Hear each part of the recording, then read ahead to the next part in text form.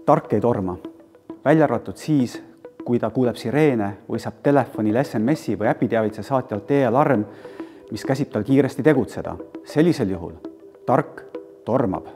Kui kuuled sireene, varju kohe ja seal, kus sa parasjagu oled. See on lähim siseruum akendest eemal, kindlasti madalal korrusel ja soovitavalt paksude seintega.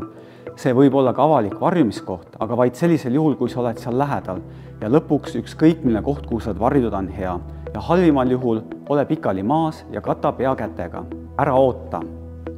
Varju kohe ja alles siis otsi lisainfot riigi kriisiinfokanalites kriis.ee, olevalmis.ee, riigi infotelefonilt 1247 ja erinevatest ERR-i kanalitest. Tegutsedes rahulikult ja õigesti oled sa kriisis kaitstud ja kogu Eesti on paremini hoitud.